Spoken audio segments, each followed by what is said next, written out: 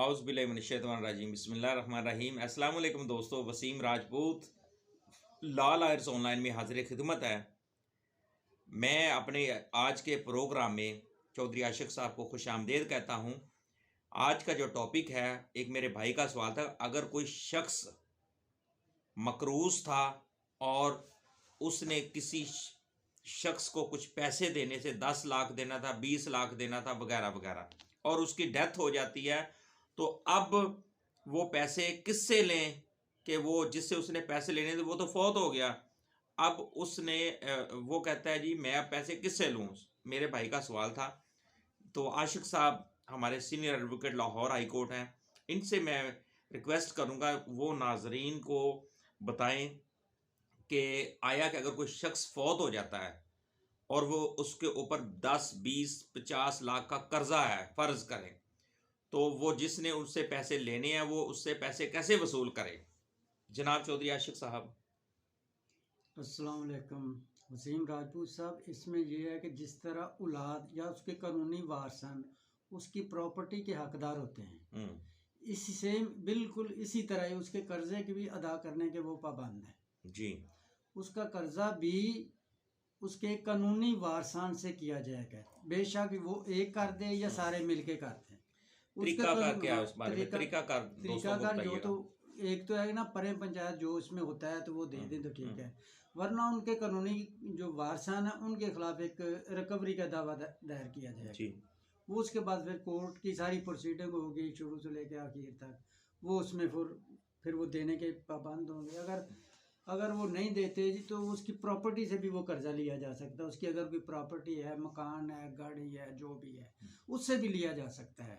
جی اس سے بھی عدالت لے کے دیتے جی ماشاءاللہ۔ دوستو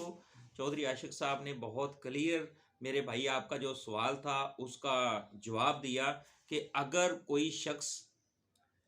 آپ نے ایک شخص کے پیسے لینے ہیں، وہ مر جاتا ہے، فوت ہو جاتا ہے، اس کی ڈیتھ ہو جاتی ہے، تو آپ اس کے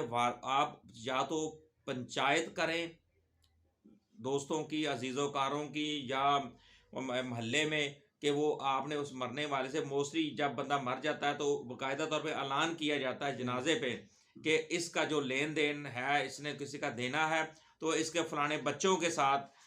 رابطہ کر سے اپنا لین دین کر سکتا ہے۔ تو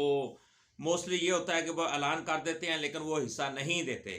تو آپ پنچایت کریں۔ اس طریقے سے بھی آپ کہیں میں نے اتنے پیسے لینے، 10 لاکھ لینا تھا یا 50 لاکھ لینا تھا، اب یہ دنیا سے چلا گیا، اب میں نے اسے یا تو آپ اس کو معاف کر دیں، نہیں اگر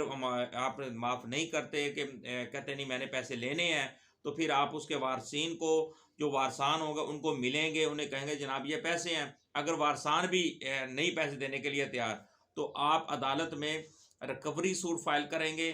ڈیزیز پرسن کے خلاف، اس کی وارثان جو ہوں گے ان کو آپ پارٹی بنائیں گے کہ یہ فلانا بندہ، اس سے میں نے اتنے پیسے لینے تھے، وہ دنیا سے رخصت ہو چکا ہے فلانی ڈیٹ کو، اور اس کے یہ وارثان ہیں، ان کو آپ پارٹی بنائیں گے، اور اس کا جو گھر یا زمین جو بھی ہوگی اس کو وہ اس میں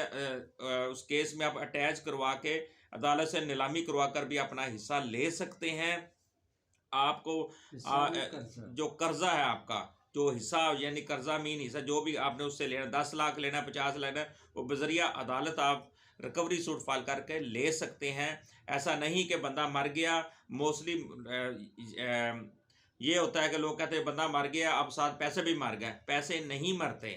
اگر اس کے وارث ہیں ان کے وارثوں کو آپ پارٹی بنائیں، ریکوری سوٹ فائل کریں، اس کی زمین گھر جو بھی ہے اس کو آپ ساتھ اٹیچ کر کے عدالت سے نیلامی کروا کے اپنا جو آپ کا قرض بنتا ہے، جو آپ نے لینے تھے پیسے، وہ لے سکتے ہیں۔ تو یہ ہے اس کا قانونی طریقہ۔ جو میرے بھائی کا سوال تھا اس کو ہم نے مزید ایکسپلین کر کے ڈسکشن کر دی۔ چودھری عاشق صاحب کا بہت بہت شکریہ، انہوں نے بہت خوبصورت طریقے سے دوستوں کو سمجھایا۔ اور اگر اس طرح کا سین کوئی بنتا ہے کسی کا، کسی بھائی کا، بہن کا، اگر کسی سے پیسے لینے ہیں، ایک چیز جس سے آپ نے پیسے لینے ہیں وہ کیا ہوگا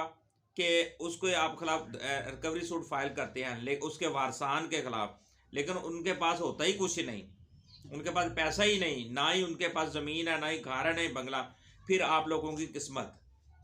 ادروائز قانونی طریقہ کار یہی ہے کہ آپ بذریعہ عدالت آپ ریکوری کر سکتے ہیں. اگر اس مرنے والے کی جائیداد ہے یا بینک بیلنس ہے تو بذریعہ عدالت آپ اپنا جو آپ کا قرض ہے وہ آپ ان سے ریسیو کر سکتے ہیں, ان سے لے سکتے ہیں. مجھے اپنی دعا میں یاد رکھیے گا, اور جہاں رہیں سلامت رہیں. اللہ پاک آپ سب کے رزق میں اضافہ فرمائے. السلام علیکم.